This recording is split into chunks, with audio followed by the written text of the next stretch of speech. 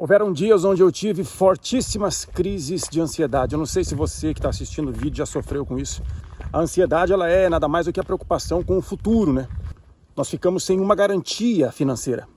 E todo homem ele precisa ser o arrimo de família. Todo homem ele precisa ser o mantenedor. Então quando eu me vi numa situação onde nós precisávamos do mínimo, do básico, e eu não estava conseguindo isso foi desesperador. E ficar pensando se poderia piorar, isso aí é mais desesperador ainda. A ansiedade ela vem da seguinte maneira, ela vem quando você está ocioso, quando você está parado e você fica pensando em coisas do futuro, se podem piorar, se podem complicar mais. É aí que surge a tal da ansiedade. Há pessoas que sofrem com depressão, né? A depressão ela é uma crise por causa de acontecimentos do passado. Não foi o meu caso, mas há muita gente que sofre.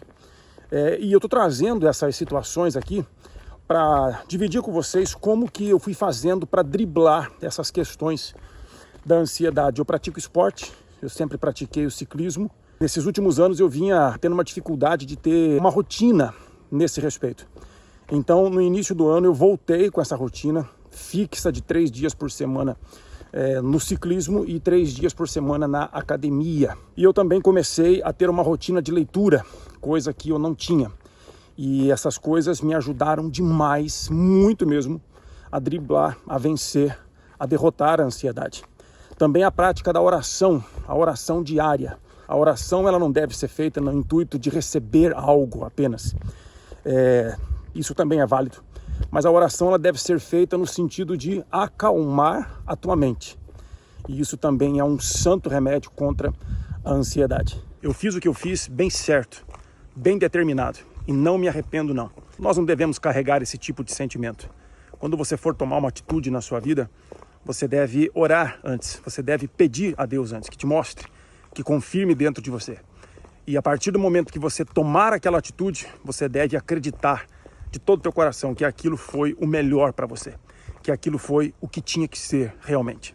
Por muitas vezes eu chorei, por muitas vezes eu me desesperei, por muitas vezes eu fiquei sem forças, eu fiquei rendido, mas isso não durou dias, não, isso durou minutos ou horas, talvez algumas horas.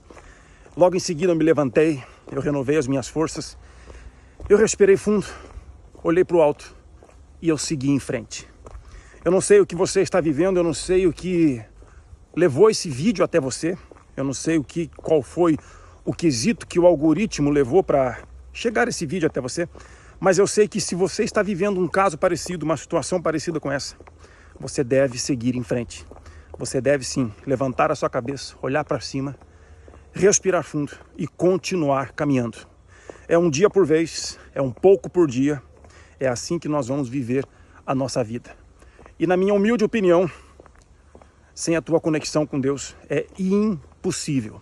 Mas um Deus vivo, um Deus que perdoa, um Deus que é Pai, um Deus que acolhe. Não aquele Deus que condena, aquele Deus que está sujeito à placa de uma igreja ou a uma doutrina criada por homens. Não esse tipo de Deus. Ao Deus único, ao Deus vivo, ao Deus verdadeiro, que é amor na sua essência. Entenda, esse era eu aos meus 15 anos de idade. Então eu vivi durante muitos anos, mais de 20 anos, nessa rotina frenética de trabalho, de segunda a segunda. E um detalhe, eu gostava dessa rotina. Não era uma coisa que eu detestava fazer. Acredite, a rotina de trabalho me fazia muito bem. Faz bem para qualquer pessoa, né? De uma hora para outra eu me vi sem ter essa rotina. Eu não tinha mais esses compromissos que eu tinha. Eu não era mais a pessoa importante daquele local, entende? A pessoa na qual os outros vinham buscar ajuda. Eu não era mais aquela pessoa que ocupava aquela determinada posição de destaque. Então, da noite para o dia, eu me vi sem isso. E eu já estava ciente que isso iria acontecer. Eu já tinha conversado com a Camila, nós já tínhamos trazido em pauta isso. E já estávamos cientes que não seria fácil emocionalmente lidar com essa situação. E foi o que de fato aconteceu. Mas algo também foi acontecendo muito bom. Ia ficando mais claro na nossa mente a cada dia que se passava como nós devíamos agir, o que nós devíamos fazer para alcançar outras pessoas. Então, nós começamos a trazer o nosso trabalho para as redes sociais de uma forma massiva, de uma forma constante, e isso logo foi tomando grandes proporções. Nós também começamos a fazer palestras em lugares que a gente jamais imaginou estar. Palestras para casais, no geral, e isso foi uma experiência incrível que nós tivemos. Então entenda o seguinte, viver em liberdade e viver em paz é muito gostoso, é muito bom, mas isso tem um preço, e um preço alto que muitas pessoas elas não estão dispostas a pagar. É melhor, né, na cabeça de muitas pessoas, é melhor você ficar ali com uma segurança, sendo amparado, tendo a garantia do seu alimento, da sua moradia, e fazer o que as pessoas dizem, sem entrar em conflitos, sem ficar pensando muito no que aquilo vai levar, se aquilo está correto ou não, se vale a pena fazer aquilo para o resto da vida ou não. Muitos, infelizmente, têm adotado esse padrão e têm sufocado a voz de Deus dentro de si. Porque, entenda, Deus fala com as pessoas. Deus fala com aqueles que têm um coração sincero. E Deus pede, sim, Deus pede coisas que nos assustam às vezes. Deus pede coisas que vai mudar completamente as estruturas da nossa vida. Mas são todos que estão dispostos a fazer? Não. Porque muitas pessoas que acreditam em Deus, que servem a Deus, elas vivem, na verdade, elas servem a si mesmas e elas rotulam aquilo como servir a Deus. Estou falando algo que aconteceu comigo. Numa determinada época da minha vida, eu estava servindo mais a eu do que propriamente a Deus.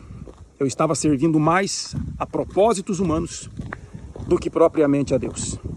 E isso dói demais na consciência. Isso dói muito. Isso judia demais do nosso intelecto. Não foi para isso que eu fui chamado, não foi para aquele intuito que eu disse que queria servir a Deus por todos os meus dias. Então chega um momento na vida que uma decisão tem que ser tomada. E você tem que estar disposto, tem que ser homem para suportar as consequências. Se a sua vida aqui nessa terra se resume a viver, ficar velho, juntar um patrimônio, gerar filhos e morrer, então você é um homem comum, é uma pessoa comum. E um sujeito comum, dificilmente ele vai fazer coisas extraordinárias. Ele vai fazer algo que ele realmente se orgulhe. A vida está cheia disso e as pessoas, elas caminham para isso. É normal, né? Quem não quer ter uma segurança, quem não quer ter uma garantia no seu futuro. Mas a garantia ela é um tanto quanto mentirosa. Quem pode garantir alguma coisa? Quem pode trazer certeza, segurança de alguma coisa? Quem? Eu te pergunto, você? Você pode?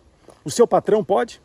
Garantir a você que nada vai dar errado no futuro, que você vai ser sustentado até o final da sua vida? Então, viver pela fé nada mais é do que você depender de Deus todos os dias. Depender de Deus é depender da sua obediência, é depender da sua confiança, da sua entrega, daquilo que você planta hoje. Se você planta semente boa em um solo fértil, aquilo vai te trazer frutos, aquilo vai te trazer resultados e você não precisa ter medo nenhum disso. Como viviam os patriarcas no passado? Como viviam os nossos pais da fé? Eles viviam desse jeito. Eles viviam propriamente pela fé.